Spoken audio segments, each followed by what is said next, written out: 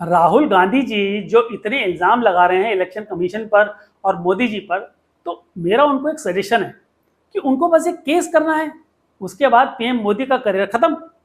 लेकिन वो केस नहीं कर रहे हैं और यही चीज़ इस वोट चोरी की डिबेट को बहुत इंटरेस्टिंग बनाती है।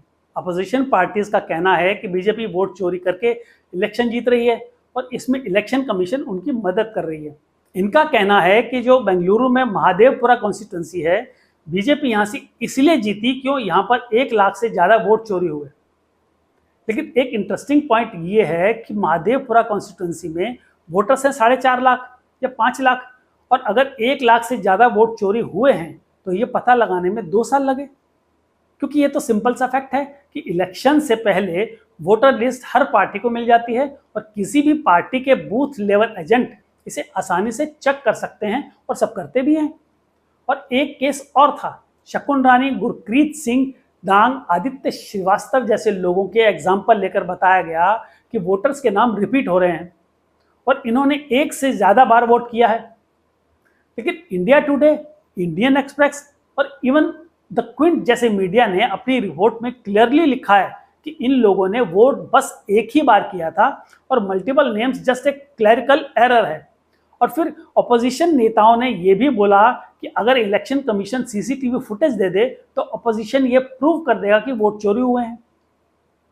लेकिन बात यह है कि सीसीटीवी फुटेज को 45 डेज के अंदर डिलीट कर दिया जाता है अगर कोई कंप्लेन ना आए तो। लेकिन यहाँ एक खास बात है, form 17A, form 17A CCTV footage का पेपर फॉर्म है। यहाँ कौन सा वोटर किस टाइम वोट करने आया था, उनका इलेक्टोरल नंबर या सिग्नेचर रिकॉर्ड किया जाता है। लेकिन प्रॉब्लम ये भी है कि सीसीटीवी फुटेज या फॉर्म 17A को एक्सेस करने के लिए अपोजिशन को कोर्ट में जाना पड़ेगा। अगर वोट चोरी सच में हो रही है तो अपोजिशन अपने कंसर्न एंड प्रूफ लेकर कोर्ट जा सकती है, पर फिर वो ऐसा कर क्यों नहीं रहे, या फिर वो शायद करना नहीं चाहते। और कहानी में ट्विस्ट ये भी है कि महादेवपुरा कॉन्स्टिट्यूंसी 2008 में बनी थी और बीजेपी 2008 से लगातार यहां पर जीतती आ रही है। क्या बीजेपी 2008 से वहां वोट चोरी कर रही है? लेकिन तब तो सेंट्रल में कांग्रेस की गवर्नमेंट थी और इलेक्शन कंडक्ट सेंट्रल गवर्नमेंट के अंडर में होता है और स्टेट गवर्नमेंट स्टाफ के सपोर्ट से होते हैं, और बीच में राज्य सरकार भी कांग्रेस रही है। देखो, इंडिया में 80 करोड़ से ज्यादा वोटर्स हैं तो कुछ क्लरिकल एरर्स होना तो पॉसिबल है। अभी इलेक्शन कमीशन बिहार में एसआईआर भी इसीलिए कर रही है ताकि duplicate votes and transfer votes को कैंसिल किया जा सके। लेकिन अपोजिशन को तो एसआईआर से भी प्रॉब्लम है, तो ये करना क्या चाहते हैं?